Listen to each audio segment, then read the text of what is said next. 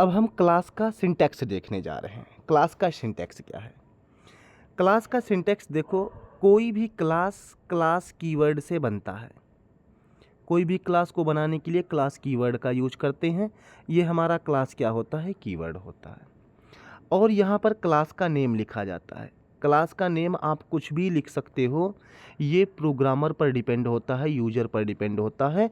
इसी वजह से इसे यूजर डिफाइंड क्लास नाम कहा जाता है। इसीलिए देखो लिखा है user defined class name. Class name हमेशा प्रोग्रामर जो मन चाहे बना लेगा, जो चाहे वो। बस बनाने का रूल आपका वेरिएबल यानी आइडेंटिफायर बनाने का जो रूल होता है वही रूल होना चाहिए बनाने का। तो क्लास हमारा कीवर्ड होता है। क्लास का नाम यूजर डिपेंडेंट होता है। यूजर जो चाहे वो नाम दे सकता है, लेकिन नाम देने के कुछ रूल हैं। वही रूल जो आपको मैंने वेरिएबल को बनाने और आइडेंटिफायर को बनाने में बताया है। अब देखो ध्यान से, क्लास इस कर्ली ब्रेसेस से शुरू हुआ, इस कर्ली ब्रेसेस पर क्लोज हुआ है।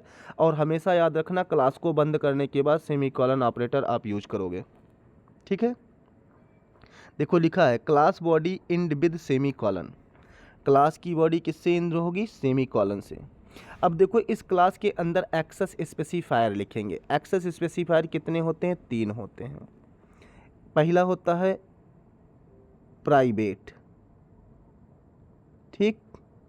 दूसरा होता है पब्लिक। तीसरा होता है प्रोटेक्टेड। ठीक है, तीसरा क्या होता है? प्रोटेक्टेड होता है।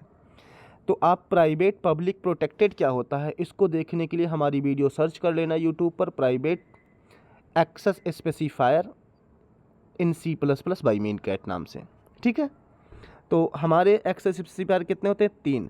तो तीनों में से हम कौन सा एक्सेस स्पेसिफायर का यूज करेंगे? पब्लिक का यूज करेंगे।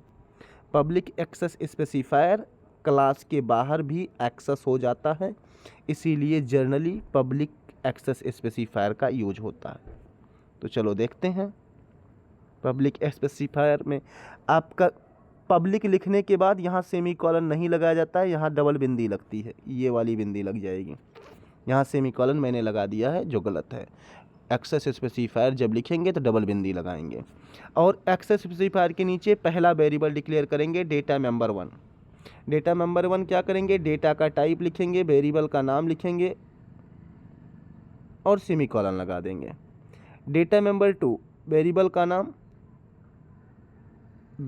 Data member 2 data type, variable का नाम दूसरा, डैश डैश डैश डैश ऐसे number of n data member हम किसी भी क्लास के स्पेसिफायर के अंदर यूज कर सकते हैं। अगर हम कोई फंक्शन डिक्लेयर कर रहे हैं, फंक्शन कैसे डिक्लेयर होता है, कैसे बनता है, ये आप हमारे फंक्शन के वीडियो में देख लेना, फंक्शन इन C या फंक्शन इन C++। ठीक है, तो पहला फंक्शन, दूसरा फंक्शन, n फंक्शन भी डिक्लेयर कर सकते हैं। किसी भी क्लास के अंदर नंबर ऑफ फंक्शन n हो सकते हैं, तुम पर डिपेंड करेगा। और डेटा मेंबर भी हमारे n हो सकते हैं। तो डेटा मेंबर और मेंबर फंक्शन का कोई लिमिट नहीं है किसी क्लास के अंदर लगाने का। और जब इसको लगा देंगे तो इसको हम क्लोज कर देंगे क्लास को। अब इसके नीचे ऑब्जेक्ट हमारा क्रिएट किया जाएगा। ध्यान से सुनिएगा, क्या क्रिएट होगा? क्या क्रिएट होगा? ऑब्जेक्ट। क्योंकि बिना ऑब्जेक्ट के इन डेटा मेंबर और मेंबर फंक्शन को हम एक्सेस नहीं कर सकते हैं। जब तक ऑब्जेक्ट नहीं बनेगा तब तक ये data member, member function access नहीं होगा। और जब एक्सेस नहीं होगा हमारा क्लास यूजलेस रहेगा। इसीलिए कहा जाता है कि क्लास के लिए ऑब्जेक्ट उतना ही मैंडेटरी है जितना खाना खाने के बाद पानी पीना, जितना खाने में नमक का होना ज़रूरी है। याद रख लेना। तो आई थिंक, आई होप कि आप सब ये 3 पॉइंट भी अच्छे से पढ़ेंगे। क्या लिखा है एक्सेस स्पेसिफायर में? प्राइवेट, पब्लिक और प्रोटेक्टेड, यह लिखा है। यही 3 हो सकते हैं। It is use to provide accessibility of data member and member function. Data member और मेंबर फंक्शन को एक्सेस स्पेसिफायर एक्सेसिबिलिटी देता है, कितनी रेंज तक ये एक्सेस हो सकते हैं। ये 3 होते हैं, प्राइवेट होता है, पब्लिक होता है, प्रोटेक्टेड होता है। डेटा मेंबर क्या होते हैं? डेटा मेंबर 1 to n 1 से लेके n तक बना सकते हो। Means we can take variable as per your the requirement, user के रिक्वायरमेंट के रिकॉर्डिंग हम नंबर ऑफ वेरिएबल लेते हैं, जिन नंबर ऑफ वेरिएबल को हम डेटा मेंबर के नाम से जानते हैं। ऐसे नंबर ऑफ फंक्शन लेंगे जिन फंक्शन को हम मेंबर फंक्शन के नाम से जानते हैं। ध्यान से सुनिएगा सभी लोग। तो हमारा आई थिंक क्लास का ये वीडियो आपको पसंद आया होगा और आपको समझ भी आया होगा।